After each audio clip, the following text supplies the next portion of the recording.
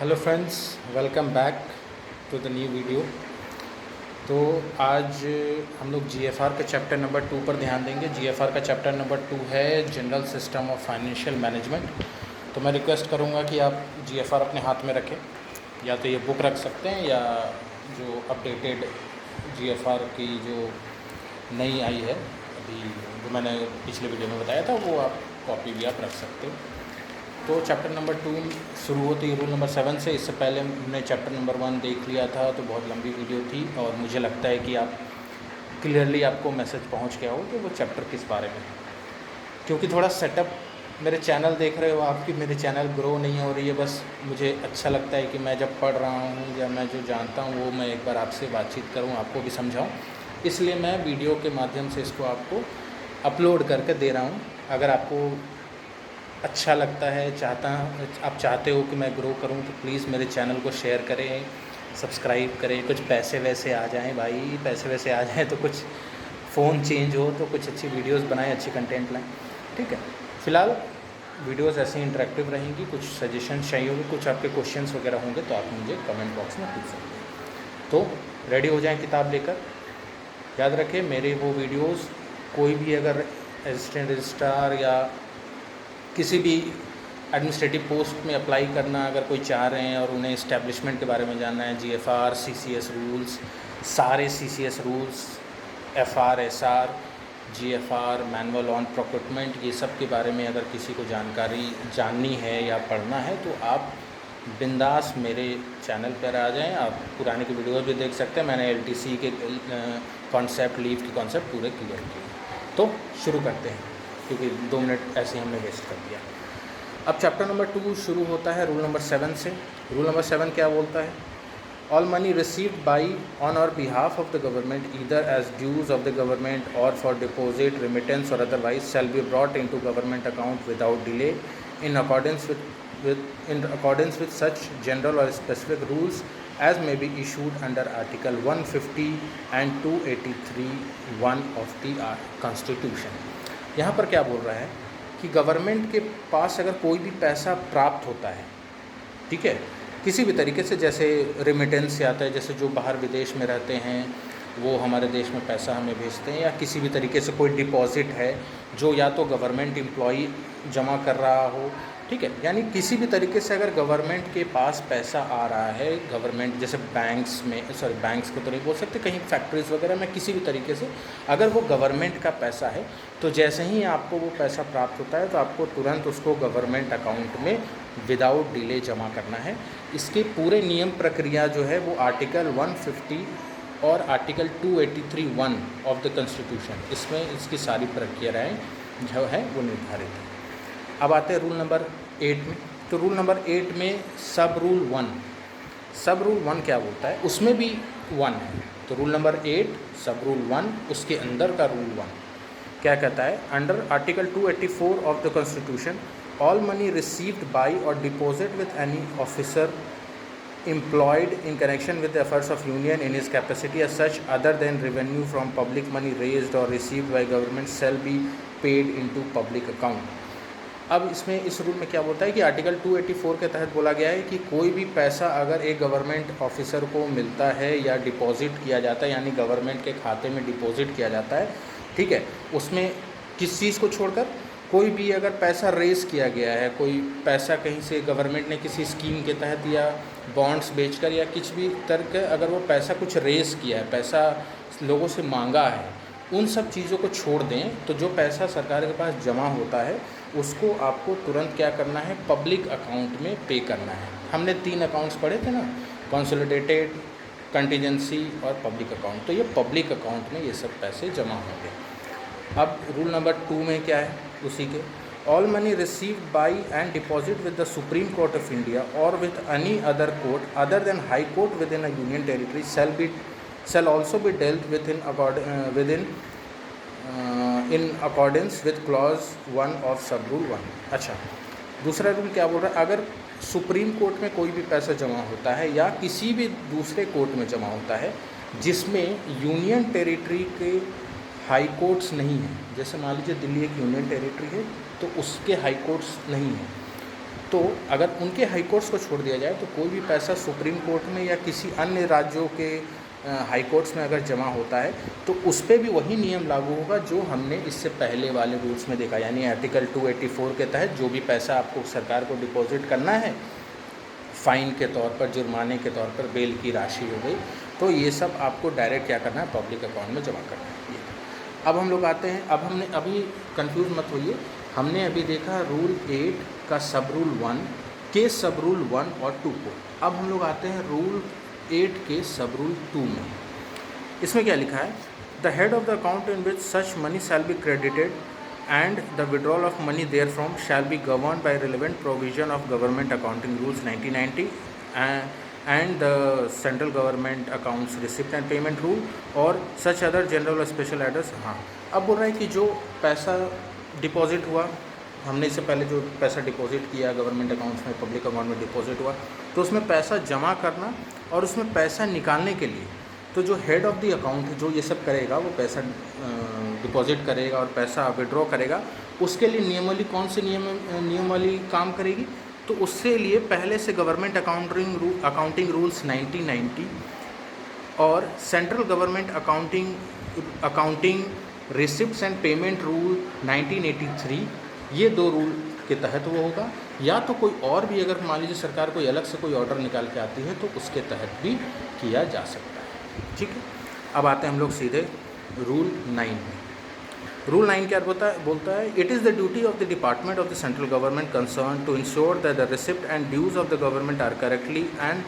Promptly addressed, collected and duly credited to the consolidated fund or public fund as the case में भी। अब यहाँ पर क्या रूल 9 में क्या बोल रहा है, ये उस सेंट्रल गवर्नमेंट के डिपार्टमेंट की जिम्मेदारी होगी जिस डिपार्टमेंट में वो पैसा आ रहा है और जिस डिपार्टमेंट से वो पैसा विड्रॉ हो रहा है। ठीक है, तो ये उन डिपार्टमेंट की जिम्मेदारी होगी कि जो भी पैसा मिलना है, चाहे रेंट के तरीके से या कोई भी ड्यूज़ हो या गवर्नमेंट के पास उस विभाग में कोई भी पैसा अगर जमा हो रहा है, जैसे मान लीजिए रोड्स एंड हाईवेज डिपार्टमेंट में टोल के पैसे जमा होते हैं, ठीक है, तो इस तरीके के कोई भी पैसे अगर जमा हो रहे हैं तो ये उस डिपार्टमेंट को इंश्योर करना है, ये उसकी जिम्मेदारी है कि वो पैसा कंसोलिडेटेड फंड या पब्लिक अकाउंट में नियम अनुसार तुरंत जमा हो जाए। ठीक है, एकदम करेक्ट क्रेडिट होना चाहिए, ऐसा नहीं कि 1-2 रुपये ऊपर नीचे हो रहा है, ऐसा नहीं, तो अगर कोई भी ऊपर नीचे होती है तो वो डिपार्टमेंट जिम्मेदार होगा उसके लिए। ठीक, प्रोसीड रूल 10। हाँ, रूल 10 क्या बोल रहा है, the controlling officer shall arrange to obtain from his subordinate officers monthly accounts and return in suitable form claiming credits for the amount paid into the treasury or bank as the case may be otherwise accounted for, and compare with the statement of credit furnished by account officer to see that the amount reported as collected have been duly credited। अब यहाँ देखिए क्या बोल रहा है, हमने पिछले video में देखा था कि एक कंट्रोलिंग ऑफिसर एक डेजिग्नेशन होता है, जैसे कंट्रोलिंग ऑफिसर अगर मैं आपको बताऊं तो हाँ, कंट्रोलिंग ऑफिसर क्या होता है, उस डिपार्टमेंट जो भी सेंट्रल गवर्नमेंट का कोई भी डिपार्टमेंट या मिनिस्ट्री होती है उसमें किसी एक बंदे को रिस्पॉन्सिबिलिटी दी जाती है कि आप रेवेन्यू कलेक्ट करें या एक्सपेंडिचर कर सकें। ठीक है, वो होता है, मतलब समझिए कि फाइनेंस को कंट्रोल कर सके उस डिपार्टमेंट के साथ। तो यहाँ पर क्या बता रहा है कि जो कंट्रोलिंग ऑफिसर होगा उस डिपार्टमेंट की, उसकी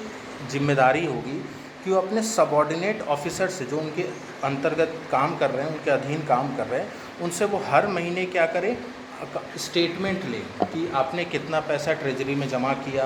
कितना पैसा हमें डिपॉजिट हुआ, तो इसका पूरा हिसाब किताब ले और उसको अपने अकाउंट ऑफिसर से भी एक हिसाब किताब मिलेगा, एक स्टेटमेंट मिलेगा जिसमें वो बताएंगे कि हमने ट्रेजरी में कितने पैसे जमा किए या ट्रेजरी से हमें कितने पैसे मिले। तो हमारे पास 2 स्टेटमेंट रहेंगे, एक कंट्रोलिंग ऑफिसर अपने ऑफिसर को बोलेगा एक आप स्टेटमेंट दो, और एक अकाउंट ऑफिसर एक स्टेटमेंट देगा जिसमें वो ट्रेजरी में पैसे जाने और आने का ट्रांजेक्शन होगा। ये दोनों को कंट्रोलिंग ऑफिसर मैच करेगा कि सही हो रहे हैं कि नहीं, हमारे अकाउंट से, हमारे ऑफिस से, डिपार्टमेंट से जो पैसे डिपॉजिट हुए थे वो अकाउंट ऑफिसर वाले स्टेटमेंट में डिपॉजिट दिख रहा है कि नहीं। ठीक है ना, तो ये चीज़ है। आगे क्या है, accordingly each account officer will send an extract of his account showing the amount bought in credit in accounts each month to the. हाँ, तो इसके लिए क्या करेंगे, जो अकाउंट ऑफिसर वो हर महीने जब भी जो पैसा वो डिपॉजिट कर रहा है ट्रेजरी में, उसकी एक स्टेटमेंट कंट्रोलिंग ऑफिसर को देगा। तो कंट्रोलिंग ऑफिसर को वो स्टेटमेंट वहाँ से अकाउंट ऑफिसर मिल गए, और फिर कंट्रोलिंग ऑफिसर के अधीन जो ऑफिसर्स काम कर रहे हैं उनके पास भी एक स्टेटमेंट है, दोनों मैच करने होंगे, दोनों में डिफरेंस नहीं होना चाहिए। ठीक है, अब आते हैं रूल नंबर 11 में। रूल नंबर 11 के सब रूल 1 में क्या लिखा है? Detail rules and procedure regarding assessment, collection, allocation, remission and amendment of revenue and other receipts shall be laid down in the regulation of the department responsible for same। ये कुछ नहीं है, इसमें बता रहा है कि जो भी डिटेल्ड रूल होगा कि पैसे कैसे कलेक्ट हुए हैं, उसको कुछ पैसे गुम तो नहीं हो गए, मतलब पैसे का पूरा इन्फॉर्मेशन कैसे जमा हुआ, कितना हुआ, किस तरीके से हुआ, किस माध्यम से हुआ, हमने कहाँ इस्तेमाल किया, कहाँ गुम हो गया, तो ये सब का क्या है, एक प्रोसीजर उस डिपार्टमेंट में तैयार होगा जिसके नियमावली के तहत वो काम करेंगे। रूल 11 के सब रूल 2 में क्या बोला गया है कि in departments in which officers are required to receive money on behalf of the government and issue receipt thereof in form of GR6, the department regulations to provide for the maintenance of proper account of the receipt, the number of receipt books to be issued at a time each officer। हाँ, rule 11(2) में बोल रहा है कि जिस department में किसी एक ऑफिसर को नियुक्त किया गया है कि आप पैसे कलेक्ट करें, मान लीजिए किसी हॉस्पिटल में, किसी इंडस्ट्री में, कोई बिजली विभाग में है, कोई किसी में है जहाँ पर वो क्या है एज ए कैशियर की तरह काम कर रहा है, या उसे पैसे कलेक्ट करने, बिल कलेक्ट करने, तो इस तरीके के डिपार्टमेंट में अगर कोई भी एक ऑफिसर को ये रिस्पॉन्सिबिलिटी दी गई है कि आपको पैसे कलेक्ट करने हैं, तो वो क्या करेगा, उसकी प्रॉपर एक रजिस्ट्री मेंटेन करता रहेगा, और वो हमेशा वो रजिस्ट्री क्या होगी, जो वहाँ के अकाउंट ऑफिसर हैं वो चेक करते रहेंगे। ठीक है, अब आते हैं रूल 12 में। Amount due to government shall not be left outstanding without sufficient reason where such amount appears to be irrevocable. अच्छा, irrevocable, okay, the orders of the competent authority shall be obtained for their adjustment। अब क्या बोल रहा है rule number 12, क्या बोल रहा है कि कोई भी गवर्नमेंट का जो अमाउंट है, कोई भी पैसा सरकार का किसी के पास भी ड्यू नहीं होना चाहिए विदाउट रीज़न। यानी अगर मान लीजिए किसी से हमें बिल लेना है, इलेक्ट्रिसिटी की बिल है, या कोई ऐसा पैसा है, पानी का चार्ज है, या कोई रेंट है जो गवर्नमेंट को लेना है स्टाफ से या जो बेनिफिशियरी से, तो amount without sufficient reason due नहीं होना चाहिए। सरकार का पैसा कहीं भी बकाया नहीं होना चाहिए। ठीक है, और अगर ऐसा कभी लगता है कि कोई ऐसा पैसा है जो अब वापस नहीं आ सकता, हम उसको रिकवर नहीं कर सकते, ठीक है, कोई प्रोजेक्ट बना जिसमें वो डूब गया, या कोई स्टाफ को या किसी को कोई पैसे दे दिए गए जो डेथ हो गई या कुछ हुआ, तो यानी किसी भी तरीके से वो पैसा अगर हमें वापस नहीं मिल पाता है, तो जो कॉम्पिटेंट अथॉरिटी, जो भी अथॉरिटी होगी वहाँ पे, जो इन सब मामलों को सेटल कर सकती है, उनको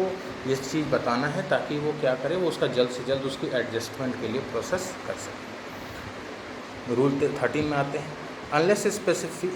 specially authorized by any rule or order made by the competent authority, no sum shall be credited as a revenue by debit to a suspense account. The credit must follow and not precede actual realization। 13 में क्या होता है, मान लीजिए कभी ऐसा हुआ कि कुछ ऐसा पैसा है जिसका पता ही नहीं चला वो पैसा आया कहाँ से, तो हमें उसका कुछ जैसे ब्राइबरी हो गया, किसी भी तरीके का कोई पैसा आया और उसका पता ही नहीं चला कि वो किस काम के लिए आया है, तो कभी कभी उसको क्या करते हैं, एक सस्पेंस हेड में डाल देते हैं कि ये किसी दूसरे काम के लिए किसी तरीके से वो आया होगा। तो गवर्नमेंट बोलती है कि जब तक उस स्टाफ को ऑथराइज़ ना किया जाए तब तक किसी भी ऐसे पैसे को वो सस्पेंस हेड में नहीं दिखा सकता है। सबके लिए एक स्टेटमेंट लिखना ज़रूरी है कि ये क्रेडिट कैसे हुआ, किस पर्पज़ के लिए, ये लिखना ज़रूरी है। ठीक है, रूल 14 में आते हैं। सब्जेक्ट टू एनी जनरल और special order issued by the department of the central government, the administrator or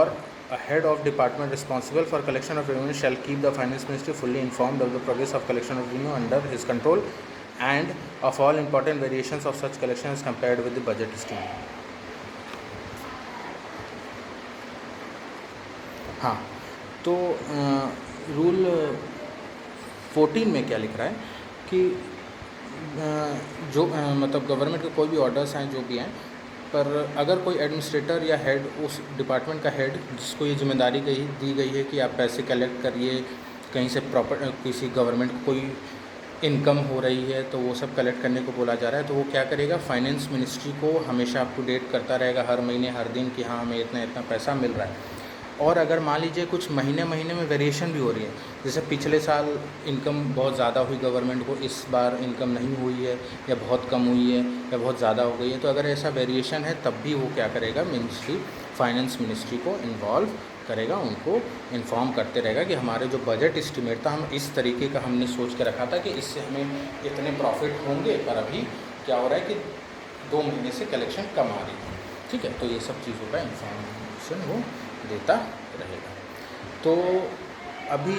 आज हम लोग रूल नंबर 14 तक ही अभी देखते हैं इस वीडियो में, क्योंकि 15 से फिर हम लोग रेंट्स में चले जाएंगे और अलग अलग चीज़ों में चले जाएंगे और वीडियो लंबी होती जा रही है, तो धीरे धीरे चलेंगे, कॉन्सेप्ट क्लियर करते चलेंगे। ठीक है, तो आज के वीडियो के लिए बस इतना ही। बने रहें, लाइक करें, शेयर करें, सब्सक्राइब करें, जल्दी मेरे सब्सक्राइबर बढ़ाइए ताकि मैं थोड़ी अच्छा सेटअप कर सकूं और अच्छी किताबें खरीद सकूं। मैं अभी किताबें भी नहीं खरीद सकता। आप देख रहे हो मैं एक फ़ोटोकॉपी करता हूं जिसमें एक पेज में लगभग 4-5 पेज फ़ोटोकॉपी करता हूं, उसी छोटे छोटे मैं पढ़ता हूं। ठीक है, तो प्लीज़ हेल्प मी करो। Okay, thank you, see you in the next video.